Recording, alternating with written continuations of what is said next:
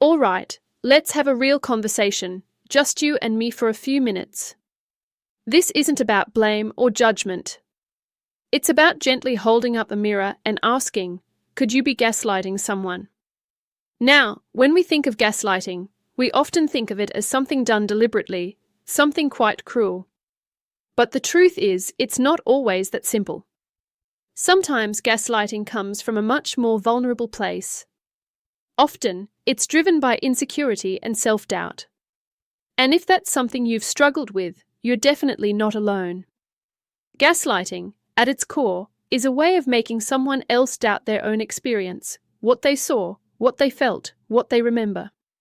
And if you find yourself doing that, even in small ways, it might not be because you want to control someone else just for the sake of it. It might actually be because you're trying to protect your own sense of worth, or to cover up those uncomfortable feelings of not being good enough. Let's say you're feeling insecure about your role in a relationship or at work. You might find yourself twisting events a little, minimizing someone else's feelings, or even denying that something happened, just to avoid looking or feeling inadequate.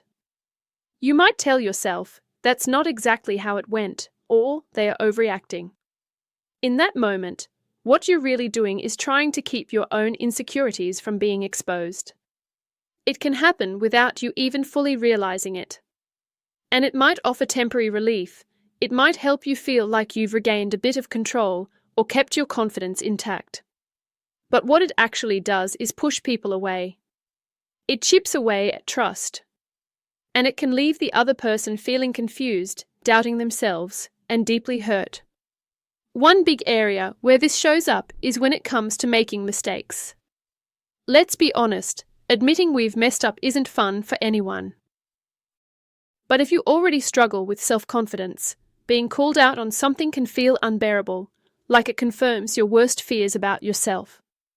So instead of owning the mistake, you might find yourself deflecting.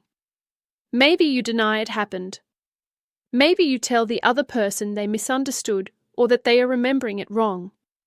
Now ask yourself, do you do this? Do you find it difficult to say, you're right, I got that wrong? If so, it's worth exploring why. Is it because you've tied your self-worth to being perfect or always being right? Because the truth is, we all get things wrong. We all say or do things we regret. That's part of being human. And when we start to accept that, the urge to manipulate or protect ourselves by twisting the truth starts to fade. And then there's self-doubt, the kind that makes you question whether you're good enough, whether you belong, whether people actually respect or value you. When you carry that self-doubt around, it can start to leak out in how you treat others. You might struggle to celebrate someone else's success, or you might feel threatened by a different opinion. That feeling of being less than can lead to defensiveness, or even subtle forms of manipulation, as a way to feel in control again. In those moments, you're not trying to hurt the other person, you're just trying to quiet that uncomfortable voice in your own head. But gaslighting isn't the solution. It doesn't make the self-doubt go away, it just passes the pain onto someone else. So what do you do if you're recognizing some of this in yourself? First, try to meet it with kindness, not shame. Everyone feels insecure sometimes. Everyone has moments where they don't feel good enough. The goal isn't to beat yourself up. It's to get curious, to notice the pattern, and to start gently shifting it. Begin by building your self-esteem in small, sustainable ways. Remind yourself of what you do well. Notice your strengths, not just your flaws. And importantly, start being honest with yourself and with others. Admitting when you're unsure or when you've made a mistake is incredibly freeing.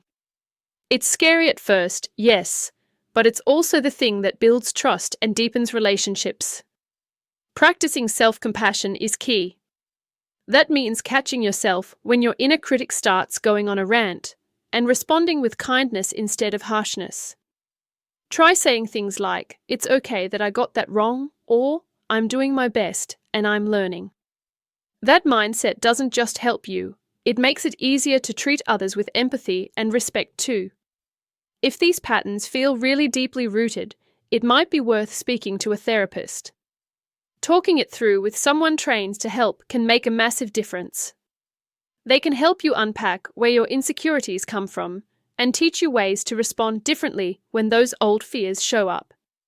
You don't have to do this alone. And the fact that you're even thinking about this, questioning your own behavior, wanting to understand where it comes from, that's a really powerful first step. It shows self-awareness.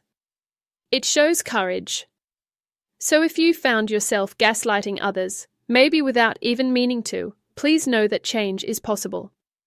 You're not defined by your past behaviors. You can learn a new way of relating, one that's built on trust, not control. One that's rooted in honesty, not fear. And as we move forward into the next part of this conversation, we are going to look at defensiveness and avoiding accountability. Because when we feel attacked or vulnerable, it's easy to get defensive. But learning how to sit with discomfort, to stay open, and to take responsibility, that's where real growth happens. So stay with me. You're doing important work. Keep going.